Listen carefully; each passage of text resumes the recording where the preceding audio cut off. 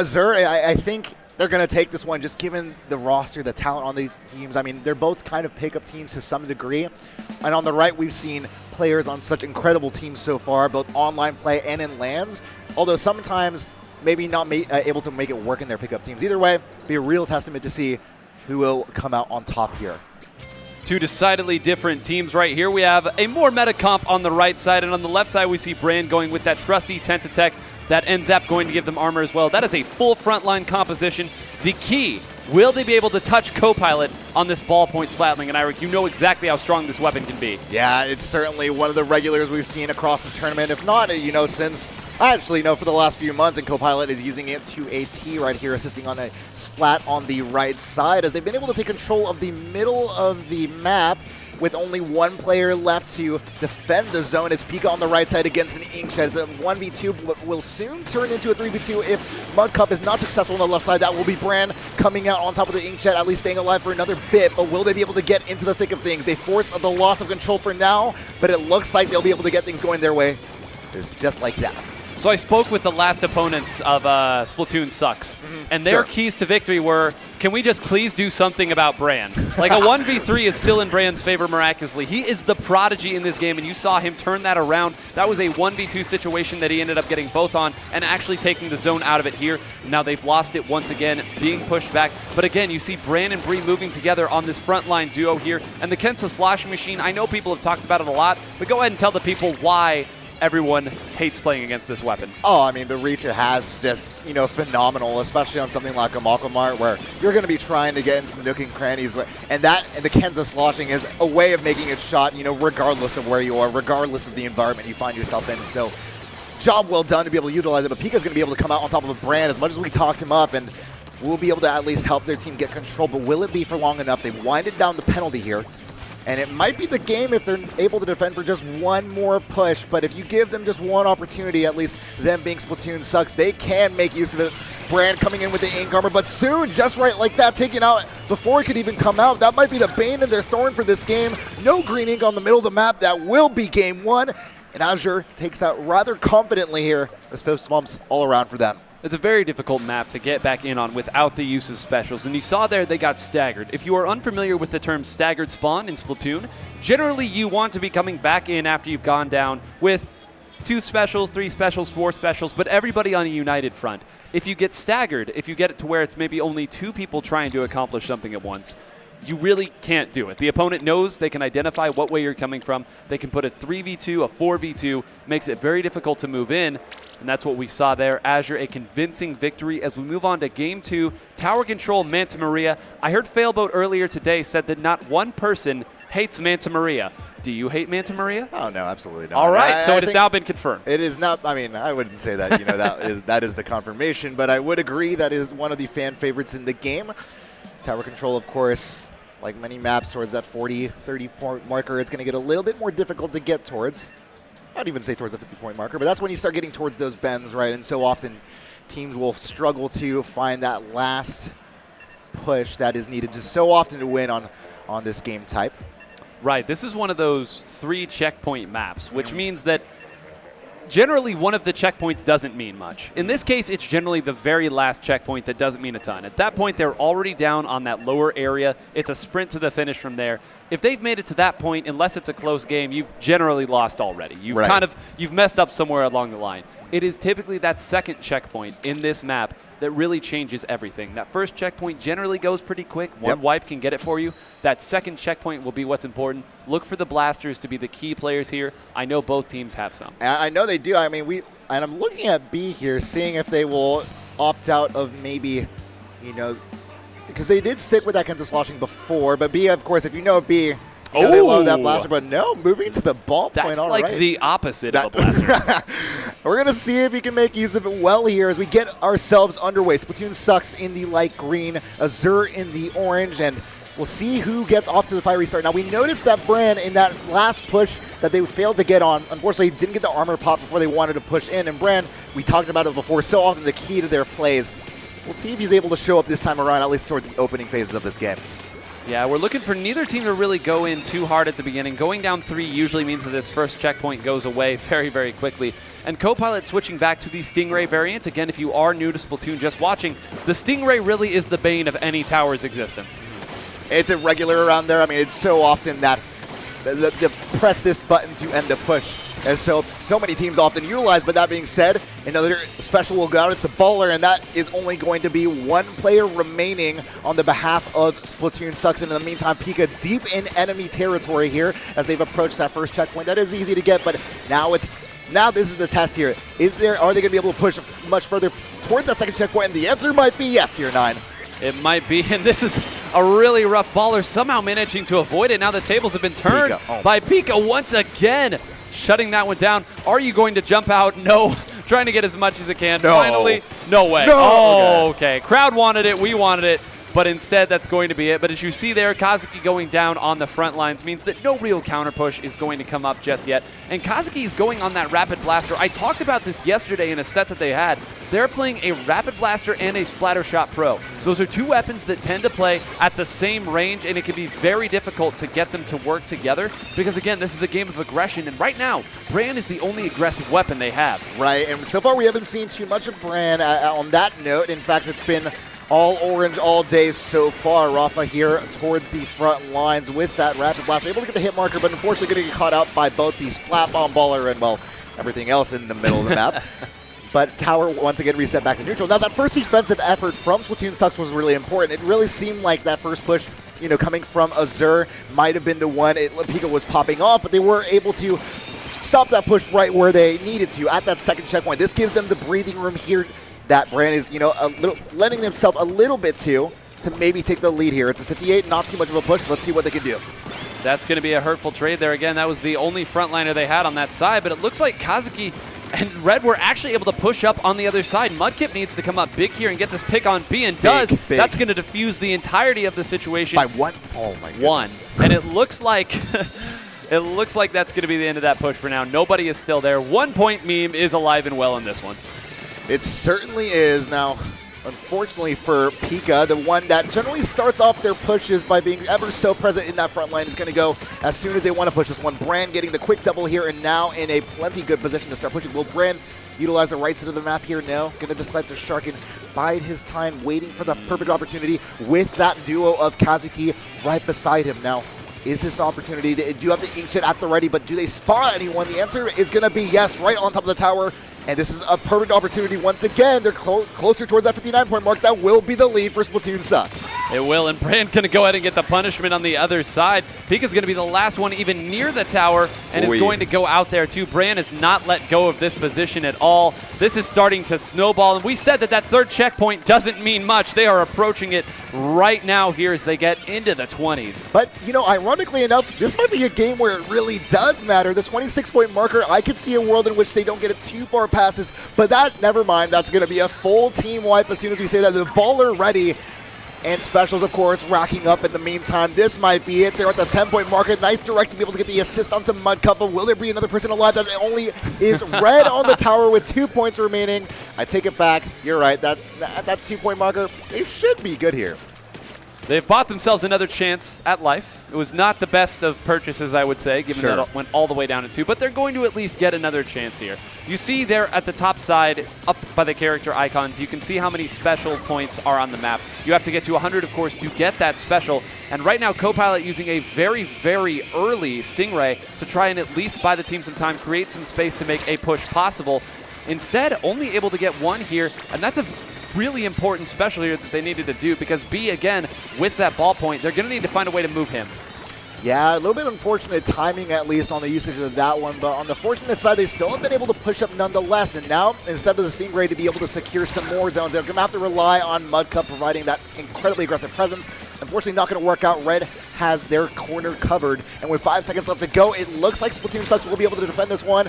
But wait, hold on a second. It's going to be Pika with the quick double coming in overtime. And they do have a 4v2 situation here, but they're up against that wall where plenty of people from Splatoon Sucks might be coming through. This is really where not having a Stingray hurts you. You can see there are 2 specials here at the ready for them, but it's not going to be enough. They snuck around. No Stingray, but positioning is still a part of the game. It's not all specials. Great job there to Splatoon Sucks, equalizing it 1-1 after what was a very dominating Game 1. Yeah. And to be fair, it looked like at the beginning, maybe the first half of the game was going to be that kind of same dominating presence, but not for Brand with that set. Brand and Kazuki with both the 17 KDs coming just from them. So, again, we're at a tie set here going into Game 3, and to all of our benefit, really, we get to see a Rainmaker Inkblot Academy game, which will be, I'm sure, a fiery one given what we just saw in front of us. Fiery is the best way to describe this. This map is hurry up and wait. It is the most linear map that you can find in the game for Rainmaker. You only have one path that you can go, but when you go there, you put everything you have into the push. It's Right. always a fireworks display. It's a lot of fun to watch once it gets started. Look for these teams to maybe be just a tad conservative in the beginning, because it's one of those situations where you're not going to win the match in the first minute, but you might lose it if you go in too hard. So I think we will be looking, I mean, ideally that will be one of the keys of the game, right? But I do believe, these two teams, especially being pickup teams, they might be a little bit more prone to playing to their kind of, instinct. And I'd say that especially in regards to Splatoon Sucks with some players that may not play the game as much on the regular as some of the side on Azure, but we'll see here coming out on the offset of this match. And given what we've seen recently, that's a nice pickup in confidence for Splatoon Sucks, who didn't knock, as you said, a single point earlier on Malcolm Mike. We will see. It's so difficult because even though Splatoon Sucks does not play the game as much, probably as some of the members of Azure, they have played with each other a lot. Sure. They are very much experienced. It is a team that is essentially Hanron from Splatoon 1 and the beginnings of Splatoon 2. They know each other's tendencies. They know the fundamentals of the game. Right now, it's just a matter of them executing. It's execution, and we will see now which team flops on their execution first. Typically, I think it's the team that goes into aggressively. We'll see if that's the case as B flexes to another weapon right now. He has played a different weapon every game. That's impressive for someone who's been moving over to Super Smash Bros. Ultimate recently. But that being said, let's go ahead and get this one started. It's going to be an aggressive push towards the Rainmaker from the purple side. Azure. Kazuki will try to team up on Pika there. And it's a 2v1 coming out on the left side, proving successful. But Kazuki, nice kiting to be able to make sure that he's going to be able to at least stick out on the side and stay alive for the push coming up here, as he's going to be able to get an early start due to that exact same kiting. And now, again, all guns blazing here. Where are the fireworks? We don't really have too much of them, honestly. No specials out there ready just yet, and they're still, with that being said, getting to the 49-point marker. 49, not a bad opening here, and you saw at the beginning the thing that really kind of was their undoing at the start is they sent two people all the way on the left side around the boxes, but the person that they had sent to the right went down way too quickly. Sure. Got stuck in an unfavorable position that allowed three of them to go down. Co-Pilot was the last one. I'm actually thinking that they're probably a little happy that only got to 49, right, given how disastrous that start could have been. Yeah, and surely wanting to play a little bit more safe here as they maybe realize some of their mistakes in that opening phase here. Now, Pika and Rafa looking awfully comfortable at the front lines here, and Pika more so. Baller coming in to be able to assist Pika there and maybe get things started a little bit, but Kazuki's in a great position that might not be called out just now. In fact, the Inkjet doesn't even spot them, and that's going to enable at least a Rainmaker getting taken out in what was a 2v4, maybe even a 2v3 situation. So they are going to burst the Rainmaker really quickly, but that might have cost them what could be the lead right now. In fact, that will be. Brand does get the Rainmaker, and this might be a little bit dangerous as Brand is going to be able to single-handedly play the best kind of defense offense. Putting the Rainmaker there, very nice. Going back the other way, and just the presence of mind to do that, but I'm glad that you pointed out how important Kazuki's play there was. That slowed them down to the point where everybody else could get their respawn off and make the defense on that play. And we're seeing here, it's just the little tiny misplays that have Splatoon Sucks in the... I was about to say, Bran, are you actually about to get out of that? But it was not to be the case here. And right now, we need Mud Cup to come up big if you are a fan of Azure here. The frontliner there. But you know what? It's always nice when you have an infinite range Stingray to make it. That might have been a triple for that Stingray. Only one more left to clean up. Down goes Red Star. Are we going to see a knockout? Rafa waiting? Rafa's waiting. Rafa waited. Was there like a leaf there that he tripped over? What was that? I think he had a cough, I think it was. Might have been, but either way, it's going to be Co-Pilot coming out on top, trying to at least buy time, and that's what he might have been able to do with just the quick double right there, able to at least enable some of the super jumps coming into the enemy base, but if nothing else, Red taking the safe way out of there with Mud Cup to the wing of it. But yeah, as we mentioned, that firework display coming out perfect, in a perfect manner, really, with the two special coming out, the Baller and Inkjet duo being an awfully threatening one And now the game dynamic changes entirely because Yes. this is one of the most effective Stingray maps as we see the Stingray come out and immediately take out its target. Sure. Because it really is, again, like we said, only one way that it can come from, and it's not easy to pressure a Stingray on this map. So now when you have the lead in such a big lead, you can afford to take some chances knowing that you will have that Stingray to kind of defend and push things back. The Stingray is quite a ways away now, but one, it is going to take a knockout to beat that. Kazuki leading the way for them so far. How deep is willing to go? What? Oh my goodness. Full wipe! But that was perfect. That was exactly what they needed.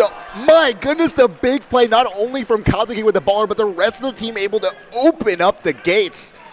And suddenly a 2-1 set in a set where they had their backs as close to the wall as it could be. The chance of Let's Go B echoing throughout the crowd, but it is Brand sitting on top with 13 KA, which might be the lowest I've seen him get all day, if we're being perfectly honest. But that just shows you the talent level that Splatoon Sucks has. And these are both pickups, right? As we were talking earlier about pickups, we were saying, well, Splatoon Sucks, they may not have been playing the game as much. It's a pickup on the other side, too. Sure. And there had to be some sort of loss of composure knowing, oh, all we have to do is not get knocked out. And when we were looking at the 1v1 and a wild 1v1 on the side, everything else fell through. There was nobody dead on the side of Splatoon Sucks there. It was a clean full wipe. It was not a 3 for 0. It was not a 2 for 0. It was a 4 for 0. And just shocking, because in that kind of space, that's where you're able to, very usually when approaching an effort where you have to defend, you see the entire team coming towards your base, you're able to at least have one or two people say, oh, okay, maybe let's play it a little bit safe here. We don't want to commit too many resources into what could be all of us dying quite literally at the same time. But unfortunately, that didn't happen there, obviously enough. And that Stingray that did kick off that earlier push, it seemed like they had the game completely in their control, but just like that, taken away from them. And something that's worth noting is we talked earlier about how dangerous it can be to run two traditional midline weapons there, with Kazuki and Red both playing two weapons that play in the same range, being the Splattershot Pro and the Rapid Blaster. That is one map where you can kind of get away with it. You can pressure the opponent up on the raised areas because that's where they're coming from, and that gives players like Bran a lot of flexibility to move in, and it makes their jobs a lot easier. Instead of needing 2 shots, maybe you only need 1. And sometimes that makes it all the easier, sets things up. But we're moving on to Clam Blitz, Humpback Pump Track, one of the scariest because this is an open and exposed basket. It is certainly quite the exposed one, but more than that, it is just a slugfest in the middle of the map as well. But we might see that tone itself down a little bit, of course, with how much these teams will have to move around the map. It's so often, especially on Clam Blitz, you can kind of get yourself lost with what direction you're supposed to be heading. So we'll see if that level of coordination is able to stick itself through in Game 4 of our set coming up here. Of course, this is Losers Round 2. The loser does go home, so Azure is playing on their last life here. Kazuki already getting a very nice pick. If you are not familiar with this mode, Baller tends to be the special that people choose here because it does allow you to jump right over. Here we're seeing some nice Clam shuffling around here. And Kazuki, again, we have been talking about Brand. Kazuki has made some big plays on this stage before. And speaking of that, Rafa getting a double, almost a triple, but Brand is going to hold on to this. I'm not sure that I'd want Brand to be the one holding on to it. That does reveal the location of Brand to everybody on the map. But when it's a floating inkjet, it makes it a little bit harder to hit too. And unfortunately enough, in their own half of the zone with an inkjet, you'll probably be more safe than anything else in that kind of situation. Able to at least get one splat on the board. Does have the football to be able to get towards the Clam and start getting things going. Fortunately enough, they did have a couple of Clams to boot with that, but it wasn't that much of an assisted effort. It looks like the green team should have control of this given how much ink output they have in front of their Clam. But as soon as I say that, they're still keeping this pouring in. Not able to quite track every player coming in to wreak havoc on their base, but as soon as we say that, it will be Rafa and co ready to go and at least being able to get that barrier back up. This inkjet from Rafa needs to come up big right now. The only thing blocking it is Kazuki, and there it goes. They will be able to score some big points if they're able to get both of their jumps off. It looks like they are able to. This will not take the lead by itself, but they will only need a single Clam to do it. Pika will not be able to provide that, getting swarmed by everybody. And I think this might go back the other way with an instant score. Look at how quickly this map is about to turn blue. There it is. Red already has the Clam. The jump is going to go in, and they've now knocked it the other way.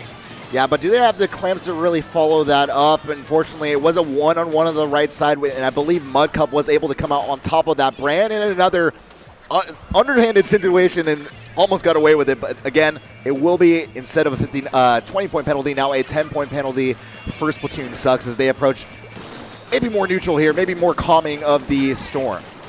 Rafa getting just a little bit too over-eager there. I think right now, Azure needs to kind of hold it back a little bit. We've seen much better teamwork, I think, from Splatoon Sucks, at least from their frontliners. We saw earlier Kazuki and Brand running together, B and Brand running together now. That is really the nice thing that happens when your longest range weapon is a Rapid Blaster. Everyone is always contributing to the action. We have Mudcup in the middle of the map with a singular teammate here as an entire sea of blue, whereas we do have Pika coming on in with the baller, trying to get at least one super jump going. That will open up the gates, but will there be follow-up here? They seem like that will be the case. Mudcup able to toss in a few more to go with that. Rafa does have a couple more to assist, but unfortunately in that inkjet won't be able to dispense them. But fortunately enough, able to still get the lead. Of course, it's not much of one, and you'll see that Kazuki is going to be able to, again, start this push. It's only now a 10-point penalty that was soon broken. But unfortunately, it's just that super jump. It's just that football, and you know, so often teams fall into that trap, right, of seeing that open opportunity and taking it as soon as they can get it without verifying they don't have anything else to follow up with it, and that's unfortunately what happened right there. I don't necessarily blame them for doing that because they're taking back mid-control as they're doing that. What's happening here is that Azure is going all in on their pushes and often going 4 down to get the points that they are. That's not happening for Splatoon Sucks. They're able to take back control of the map as they do it, but like you said, it just isn't enough clam control. So we'll see once again here. I think Rafa needs to find a pick here on this side to open things up. Bran, who else, coming in to close that down. But we've seen map control be firmly in control for Splatoon Sucks. They have been the ones that have been holding that, and flying down is Pika with a huge pick. Brand's inkjets have been what's opening the game up, and they were able to sneak somebody back. Yeah, in the meantime, it's going to be Splatoon Sucks on the offensive, and Pika is going to have to, at least, if nothing else in the offensive, just bide time. Make sure that his time spent here is time well spent to be able to make sure that this push is going to do something more than just break the barrier, of course. They got the second jump off! They did get the second jump off, but they aren't able to get it into the LAN exclusive. You can do that on LAN, everybody! And fortunately enough for Splatoon Sucks, with 30 seconds left, they're still able to hold on to that lead, but can they hold on to that lead for long enough is the question here. Now, towards with 25 seconds left, is going to be Copilot in the back, making sure to bide his time, and rightly so with the Splat Link here. But it will come down to whether that front line can come out on top, and maybe even come down to whether he can defend himself for long enough. That's going to be a Splat picked up, but not enough clams with 10 seconds left to go. You have to make sure to scurry around to make sure they can get themselves in a good position here, but it will be the other side. Splatoon Sucks, the one defending, getting that offensive going, and that should be the game here if they're able to at least make sure that Pika doesn't get anything going with this football. And that was big because previously one power clam would have won them the game. Now they're going to need the power clam and some extra. And one of the people who's holding it happens to be their baller user, trying to go in and make the play, a bit overzealous. Mudcup's rolling in. Rafa's not going to be able to score either. And Copilot's going to be the last one down. And there you go. Splatoon Sucks getting it 3-1. V, some happy claps there. Bran, happy. Azure going to have their tournament run ended here, but what a fantastic set that was. That last game hanging by a thread. All they needed was one power clam, and I think 2 or 3 more clams to do that. The fact that they were able to hold that so well in the face of pressure and a double baller composition, I think tells you all you need to know about those players. It really does, and conversely, I think it's got to be a little bit disappointing for Azure. They just came from, starting in the winner's bracket and getting knocked out just like that. So hats off to them for putting on a good show. I mean, they definitely had a great showing in the games we saw here. And from game 1 on and even parts of game 2, it really looked like that the conversation was really going to be all about them.